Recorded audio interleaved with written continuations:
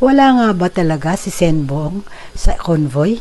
Let's analyze. Tanggap lang natin ang impormasyon mula kay retired Colonel Bong Nebrihan na nag-isang convoy ng senador ang kanilang hinarang na dumadaan din sa EDSA busway. Doon nila nakumpirma na ang sakay ng convoy ay si Senador Bong Revilla. Sir, yung convoy, o sabi ko, pahayin yung convoy na yan, i-check nyo. So, chinek naman nila. Sir, nandito on board si Senator Revilla. Sabi ko, sige, pagbigyan nyo. The fact na spontaneous while doing the job, kaagad-agad sinabi, Senator Bong, no traffic enforcer. So it means it's true. Walang dahilan para magsinungaling siya. Besides, kunwari sa kanila makakita ng mataas na opisyal, di ba? So analyze natin anong mga naging mali. Una, si Retired General Nebrihan nagmali siya sa pagpapalusot sa convoy ni Senator Bong. Pangalawang mali yung pagdaan ng convoy ni Senator Bong doon sa bus lane. Diba? Bawal kahit anong posisyon mo, sino ka man, bawal doon. Ang mga allowed lang, yun ang dapat na tumaan doon. Sa pangmali, yung head ng MMDA mismo, dapat pinotektahan niya, tinaglaban niya yung tamang ginawa ng kanyang mga tao. Para yung lalong mas ganahan at ma-inspire yung mga tao niya na gawin yung tama. Hindi yung ganyan na nagpapadala sila sa pananakot ng isang senador na aanuhin yung kanilang budget. Isa pang mali, yung pananakot niya, Senator Bong, nagagamitin niya yung ipapa-review niya ulit yung budget ng MMDA. Parang tinatakot niya na pag hindi niya ho sinuportahan dito sa aking script, titirahin ko yung budget niya. Ibang mali. Iba yung trabaho.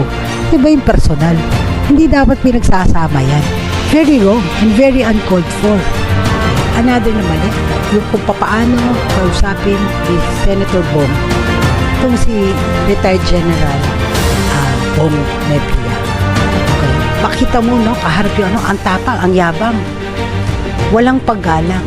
The way he was talking in front of all the media, pinakita niya kung gaano siya karagante. Wrong.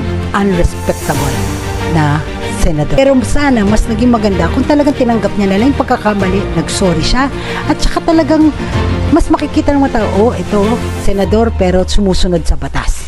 At nire-recognize niya ang pagkakamali niya.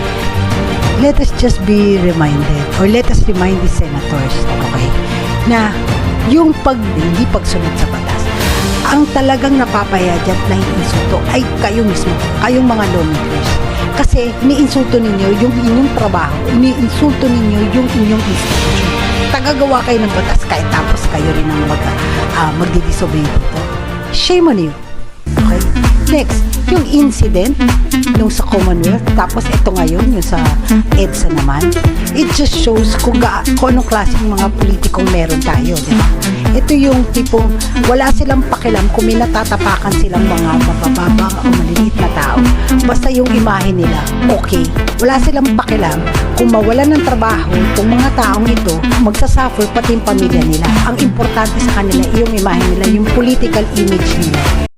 Dahil sa mga pangyayari, matatakot na ngayon yung mga maliliit na mga traffic enforcers, yung mga government employees, na gawin ng tama yung kanilang mga trabaho. Diba? Palulusutin na yan. Hindi lang, nag-umpisa sa kanila. So, lahat na lang nadadaan ng mga politiko pagbibigyan na lang nila.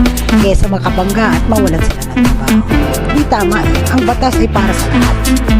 Hindi lang yan para sa mga ordinaryong mamamayan. It applies to all.